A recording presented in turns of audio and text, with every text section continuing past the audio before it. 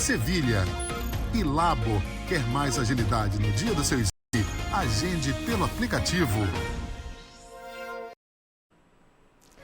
Olá, boa noite. O BATV desta sexta-feira, 9 de abril, começa agora. É sempre um prazer ter você aqui com a gente. Nesse momento de pandemia, a vacinação contra a Covid é a mais esperada. Mas é preciso lembrar que outras vacinas também podem evitar muitas doenças, como a gripe, meningite, pólio e outras. E tem gente esquecendo dessas vacinas, principalmente o reforço das crianças. Doenças como sarampo, meningite, coqueluche e hepatite hoje estão controladas graças à vacinação. As vacinas protegem contra infecções e bactérias que podem levar à morte. O problema é que, segundo a coordenadora de imunização do município, com a pandemia, muita gente acabou deixando essa obrigação um pouco de lado. Realmente tivemos uma baixa na procura da vacina, né? Das vacinas. Mas logo em seguida, no segundo momento, essas pessoas, esses pais, retomaram as unidades de saúde para poder estar completando o esquema vacinal ou iniciando o esquema vacinal. Essa baixa procura também foi percebida nos consultórios. Esse médico pediatra diz que tem reforçado sempre a importância de manter a caderneta de vacinação atualizada. A gente não pode criar aquele medo com o coronavírus e não deixar de proteger contra outras infecções também muito graves, né? Mesmo assim, a cobertura vacinal de doses únicas estão dentro da porcentagem esperada pela Secretaria de Saúde do município. A maior dificuldade do município hoje está relacionada às vacinas que têm doses de reforço, como a polio e a DTP, por exemplo. Essas vacinas estão com uma cobertura de reforço em torno de 60%, o que é considerado baixo pela Secretaria de Saúde do município. O principal problema a gente percebe é no reforço. Então, o medo, o receio de ir ao posto de saúde para fazer aquela vacinação. E aí fica com receio daquele contato, possível contato com o paciente com coronavírus. Então a gente percebe um atraso, uma recusa de ir ao posto de saúde para fazer principalmente as vacinações de reforço. Vacinas como a da febre amarela, pólio, penta, DPT, HPV e ACWY, que é o reforço contra a meningite, estão disponíveis nos postos a qualquer época do ano. Também é importante ficar atento às campanhas de vacinação, como da influenza, que começa na próxima segunda-feira aqui em Vitória da Conquista. E aí vamos começar o grupo prioritário dessa primeira fase, serão as crianças de 6 meses a menores de 6 anos, ou seja, aquelas crianças de 5 anos, 11 meses e 29 dias, as gestantes e puérperas, os trabalhadores em saúde e a população indígena. E foi retomada hoje a vacinação contra a Covid aqui em Vitória da Conquista. E os pontos de vacinação ficaram movimentados desde o início do dia. Idosos a partir de 65 anos estão sendo vacinados. Seu Joaquim conta que nem dormiu direito para garantir um lugar na fila da vacina. Chegou por volta das 3 horas da madrugada. O aposentado tem 65 anos e veio tomar a primeira dose. Eu cheguei tão cedo que eu estou doido para tomar ela. E a doença está muito perigosa. E nós todos temos que tomar ela. Desde as primeiras horas da manhã desta sexta-feira, a fila foi grande em frente à Igreja Rainha da Paz, no bairro Patagônia. Aqui é um dos locais de aplicação da primeira e segunda dose. Dona Maria ficou bem no final da fila, mas não perdeu a esperança. Vou ficar aqui até a hora que Deus mandar orar para nós. Aqui no Colégio Paulo VI, a movimentação também foi intensa na manhã desta sexta-feira. Depois de 3 dias suspensa, a aplicação da primeira dose da vacina contra a Covid foi retomada aqui em Vitória da Conquista. O município recebeu mais 2.470 doses da Coronavac. Hoje estão sendo vacinados os idosos de 65 anos ou mais. Dona Vera Lúcia, de 67 anos, conseguiu tomar a primeira dose. Eu já tive a Covid, mas graças a Deus foi fraca. Eu nem precisei ir no hospital. Agora estou mais despreocupada, né? Para o Colégio Paulo VI foram disponibilizadas 300 doses. No presente momento a gente está trabalhando com 65 anos e mais. Dessas 2.470 doses que vieram, 460 foram específicas para a comunidade quilombola e o restante a gente segue trabalhando com este público de idoso de 65 anos e mais. É importante lembrar sempre, para garantir a imunização contra a Covid, são 2 doses da vacina. Por isso que quem tomou a primeira não pode esquecer de voltar para a segunda aplicação da vacina. O esquema vacinal são 2 doses, a depender do tipo e do laboratório. Uma é de 28 dias, que é do Instituto Butantan, vacina Coronavac, e a outra de até 90 dias, que é a vacina de Oxford da Fiocruz. Então é necessário obedecer esse intervalo de uma dose para outra e garantir a segunda dose. Dona Nália Santos, de 66 anos, disse sim para a vacina com muita alegria. Vacina sim, né? Muito feliz por esse dia? Muito feliz e que todo mundo possa assim estar vacinando para ficar livre dessa doença, né? Vacina sim. A gente sabe que a vacinação é o único meio para nos livrar da Covid-19. Mas atitudes como o uso correto das máscaras, distanciamento social e a higienização frequente das mãos são fundamentais para reduzir o contágio pelo novo coronavírus. Veja na reportagem. Já são mais de 12 meses de pandemia da Covid-19. Em Vitória da Conquista, desde que o primeiro caso foi confirmado em 31 de março de 2020, todos tiveram de se adaptar à nova realidade. Uso de máscara, higienização correta das mãos, distanciamento social. Mas o que é possível observar nos últimos meses é uma falta de atenção, falta de cuidado, relaxamento das medidas de segurança contra a Covid-19. Muitas pessoas alegam cansaço de toda essa situação, mas o vírus não se cansou. Ele continua fazendo vítimas em todo o país. A população ela não está mais se cuidando como antes, né? O medo ele vem para proteger e infelizmente agora parece que a gente não está mais com tanto medo. Talvez pela vacina, por a gente estar confiando demais na vacina, mas infelizmente ela ainda não atingiu o que a gente precisa que atinja, né, para causar essa mobilização. E, infelizmente, as pessoas não estão respeitando o uso da máscara, do distanciamento social, a higienização das mãos. Mesmo depois de um ano, todos os cuidados ainda são necessários no combate à Covid-19. A máscara precisa cobrir o nariz e a boca. O álcool em gel precisa ser passado de forma adequada nas mãos.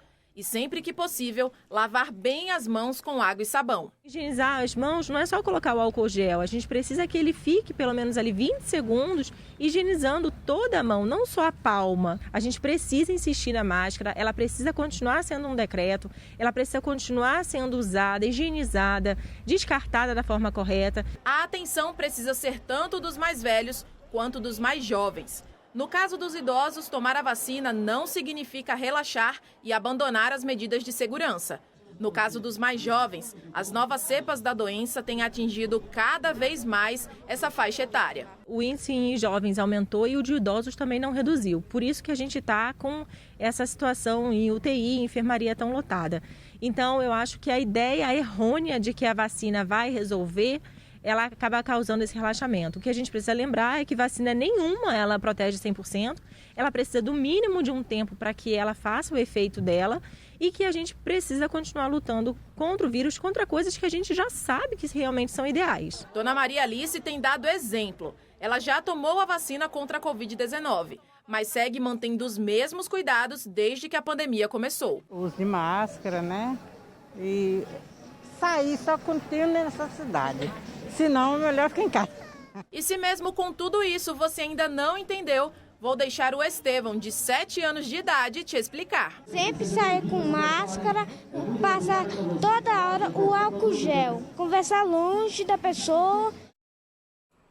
Policiais militares e técnicos da Agência de Defesa Agropecuária da Bahia, ADAB, prenderam receptadores e comerciantes de carne bovina clandestina nas cidades de Planalto e Poções. Quem tem os detalhes dessa ação é o repórter Luan Ferreira. Isso mesmo, as ações aconteceram nesta quinta e sexta-feira nas cidades de Poções e Planalto. Policiais da 79ª Companhia Independente de Polícia Militar e também da ADAB, Agência de Defesa Agropecuária da Bahia, apreenderam quase 2.000 quilos de carne clandestina. A primeira ação aconteceu na cidade de Planalto. Tanto a polícia quanto a ADAB foi até uma açougue que, segundo denúncias, estava vendendo carne clandestina. A outra ação aconteceu hoje, na madrugada desta sexta-feira, na cidade de Planalto. A denúncia dizia que estava sendo comercializada carne clandestina na Praça da Feira. No local, os agentes sanitários, os fiscais sanitários, apreenderam aí 2 carcaças de gado, resultado de abate clandestino. No total dessas ações, 432 quilos de carne foram apreendidas em Poções e 1.500 quilos em Planalto. Todos os envolvidos e o material apreendido foram levados para a delegacia. Essas são as informações. Luan Ferreira para o BATV. Muitos estudantes foram surpreendidos com o comunicado da Universidade Estadual do Sudoeste da Bahia de que não iria aderir ao processo do Sistema de Seleção Unificada SISU 2021.1. Segundo a universidade, o calendário acadêmico comprometido pela pandemia inviabiliza a adesão. A rotina de Micaela durante o ano passado inteiro foi essa: 7 dias por semana, focada em estudar. Tudo para ter uma boa nota no Enem. Ela não fez cursinho e utilizou o conteúdo que conseguiu. Depois de fazer a prova e tirar a nota ideal para o curso de letras, a escolha foi a Universidade Estadual do Sudoeste da Bahia, em Vitória da Conquista. Mas ontem, a UESB informou que não vai abrir vagas para notas do Enem do ano passado por meio do SISU. Uma surpresa para a estudante. Estava muito ansiosa e a notícia aumentou minha ansiedade e me deixou surpresa, incerta do que eu poderia fazer. Em nota, a assessoria da UESB explicou o porquê da decisão de não aderir ao processo do Programa de Seleção Unificada, o SISU. Segundo a universidade, a pandemia do coronavírus trouxe um impacto negativo na organização acadêmica. E por conta disso, o período letivo do ano passado está sendo reorganizado agora, em 2021, inclusive com estudantes que fizeram vestibular em fevereiro de 2020. Por isso, a universidade explica não ter condições para receber novos estudantes aprovados no SISU até novembro desse ano, já que em julho, a segunda parte do período letivo do ano passado terá sequência. Ao todo, já são 2.192 vagas preenchidas por alunos que estão com cursos em atraso por causa da pandemia. E por outro lado, Micaela colocou a nota dela na UFBA, Universidade Federal da Bahia, no curso de enfermagem. Não era a primeira opção dela. Minha vida sempre foi pautada em escolas públicas, então eu queria continuar minha jornada em uma instituição pública. E a segunda opção, a UFBA, mas a Universidade Federal de Vitória da Conquista só tem ciências da natureza, então não tinha área que eu queria. Veja agora como fica o tempo em Vitória da Conquista nos próximos 3 dias.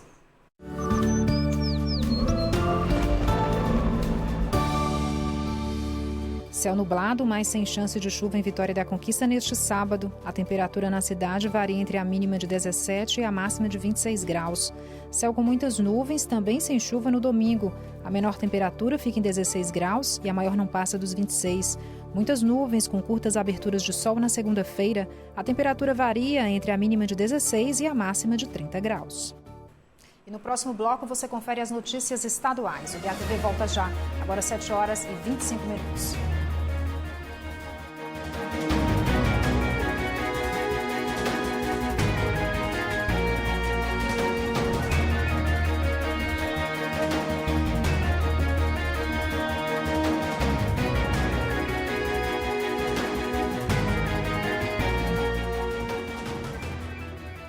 Traga sua nota do Enem para a Uninasal e garanta um desconto gigante na graduação. Aqui não tem surpresas. Mensalidades fixas até você se formar. Inscreva-se já!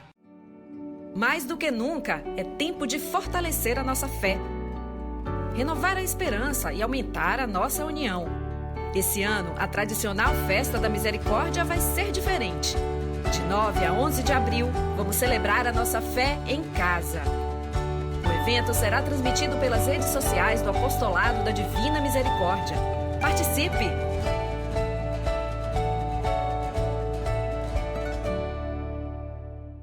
Para ajudar a gente a sair de vez dessa situação, precisamos da vacina. Porque a vacina não salva apenas as pessoas, salva também o comércio do fechamento. Salva as famílias do desemprego e os hospitais do colapso. Por isso, o governo do estado arregaçou as mangas. E além de abrir leitos e lançar programas de auxílio para quem mais precisa, também investe na vacina. É assim, trabalhando sério, que vamos vencer a pandemia. Governo do estado. Bahia, meu orgulho. As obras do Conde Guanambi já começaram e estão a todo vapor. Conde Guanambi, casas soltas de 2 e 3 quartos, com suíte, quintal e área de lazer completa. São as últimas unidades com bônus de até 18 mil na entrada. É da VCA.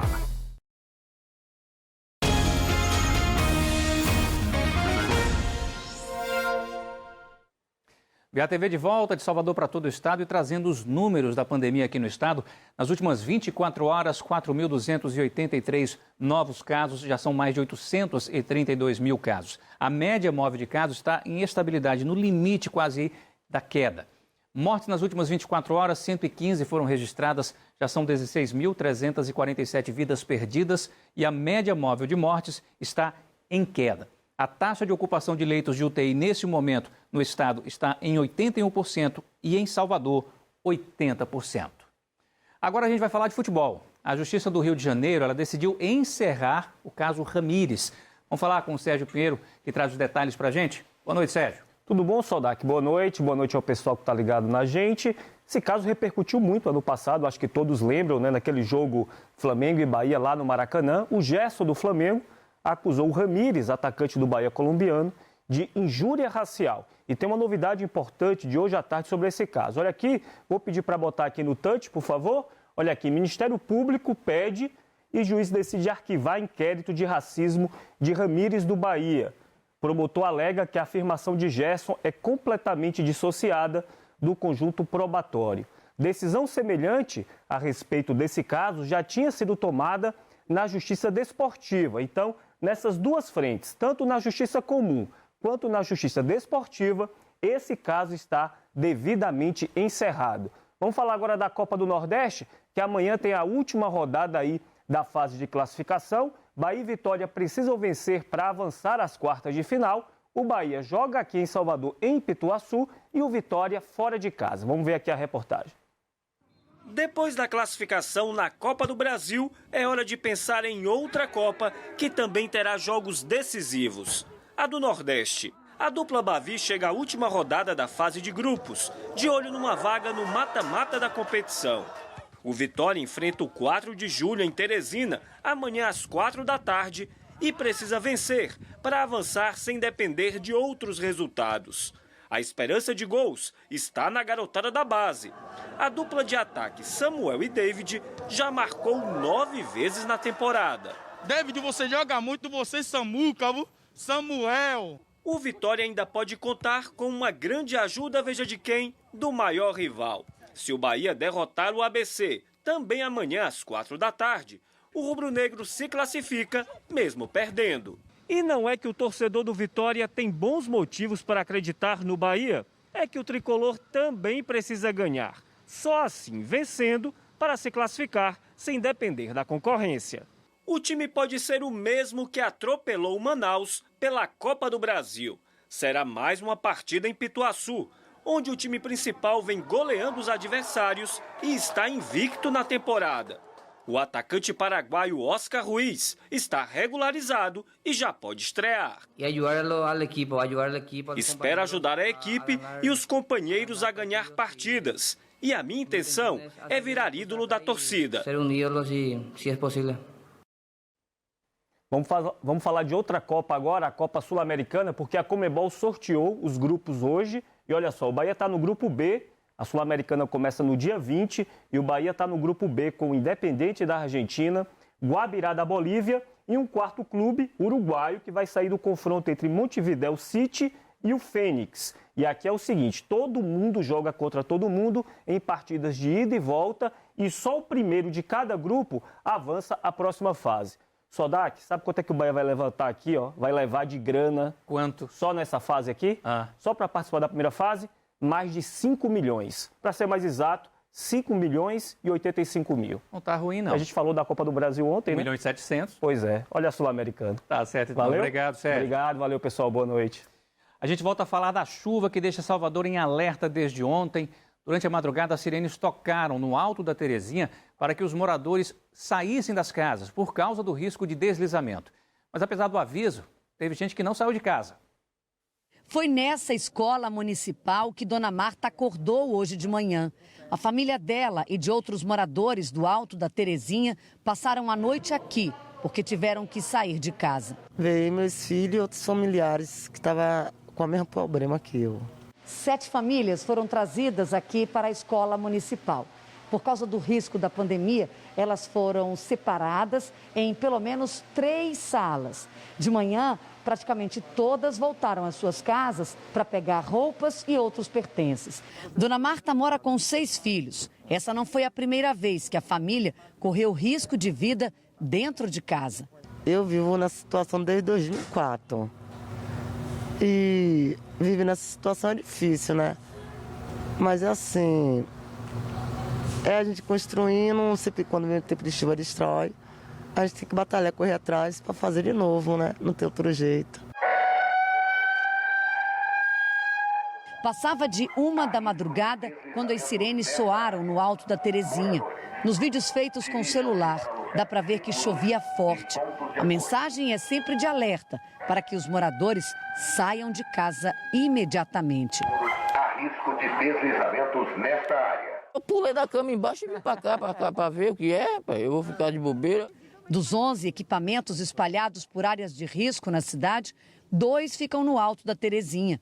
Seu bispo ouviu o barulhão de madrugada e disse que não teve medo. Ninguém saiu de casa, não, hora da madrugada, chovendo, todo mundo passou a noite aí, ninguém saiu de casa aí.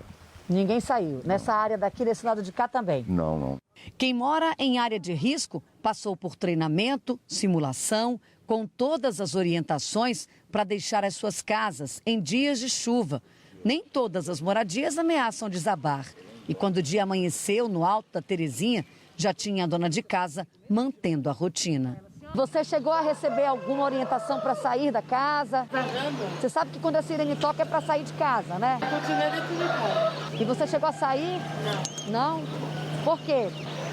Não saí, não. Não saiu, não? Tava bebê, tava dormindo também. Você tem um bebê em casa? Tenho 3. De quantos meses?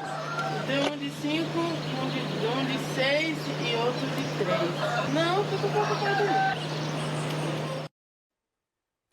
E a solidariedade entrou em ação para ajudar famílias que perderam tudo no bairro da Paz.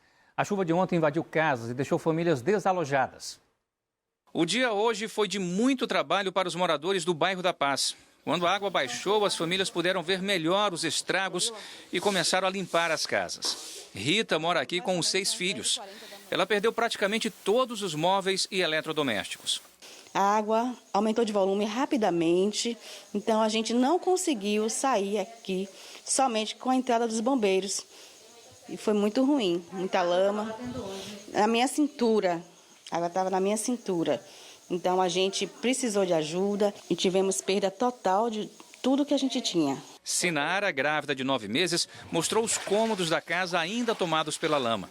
Até as roupas da bebê, que está para chegar, ficaram encharcadas. Algumas pessoas colocaram os móveis e eletrodomésticos em cima de cadeiras, numa tentativa de proteger e evitar prejuízos. Mas tudo foi em vão. Todos compram. Aqui, o corte, lá para você ver aí. Até no fundo tem lama, até no quintal. Uma areia que tem no quintal tem lama. Aquela máquina mesmo de lavar mesmo está ali, ó. Na água, a geladeira, quando eu botei em cima, ela caiu de novo na água. Para um desespero, rapaz. Chega lá, bando dos olhos. Mas Deus é bom. Na sede da Fundação João Paulo II, que atende 160 crianças carentes, mais destruição. Com a chuva forte, o rio Jaguaribe transbordou e invadiu as casas da rua Beira Rio e também outras no bairro da Paz. Uma obra de macrodrenagem está sendo feita por uma empresa contratada pela Conder, a Companhia de Desenvolvimento Urbano da Bahia. Os moradores dizem que, por causa da obra, a água da chuva não escoou como antes e provocou os alagamentos. Eles fizeram um protesto e fecharam a Rua da Gratidão. Depois que essa obra começou, qualquer chuva que dá, a água chega na rua. Dessa vez foi muito rápido mesmo. A Conder diz que vai reparar os danos às famílias. Mas enquanto as famílias ainda esperam, a solidariedade fez a diferença. Pessoas de outros bairros trouxeram esperança e conforto para os moradores. Dezenas de cestas básicas, materiais de limpeza e higiene e também roupas foram doados hoje. Estava assistindo o jornal hoje, né, cedo, né, e vi essa situação que estava acontecendo. Como são crianças, né? Como já fui criança também, já morei aqui no bairro da Paz, então resolvi também vir ajudar.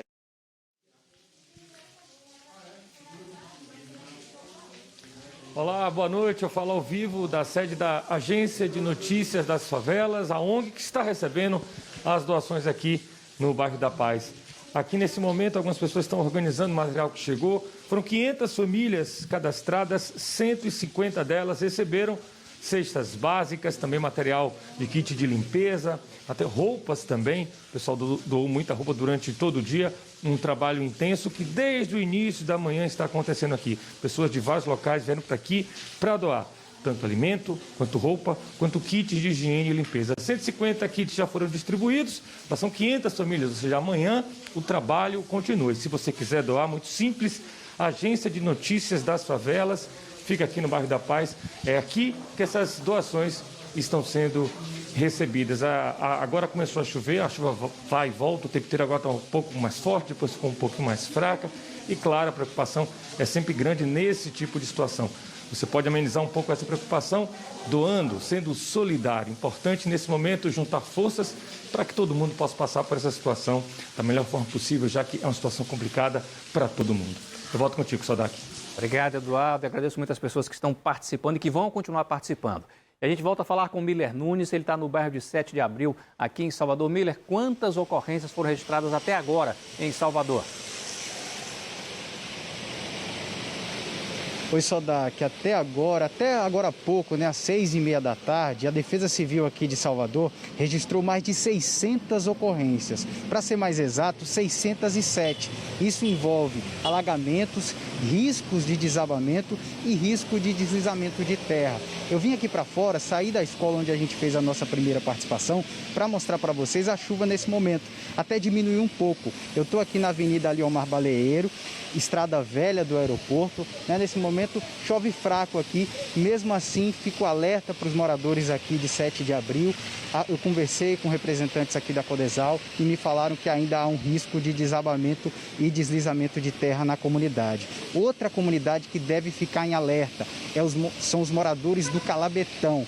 Por lá a sirene alarmou nesse instante. Agora há pouco, tocou a sirene e a orientação é para que esses moradores procurem aí a escola municipal da comunidade para que eles se abriguem, que por lá também tem risco de desabamento. A previsão de chuva para o final de semana é de mais chuvas moderadas amanhã, mas ainda assim com risco. Por isso, todo mundo deve ficar em estado de alerta. Já choveu aqui em Salvador em alguns pontos mais de 200 milímetros. Isso é mais da metade da média histórica para todo o mês de abril, Sodak. Obrigado, Mila, pelas informações. A gente fica por aqui. Para rever o BATV, acesse o g1.com.br/Bahia. Amanhã, no Bom Dia Sábado, você acompanha mais informações sobre a chuva em Salvador. Uma boa noite, um ótimo fim de semana para você.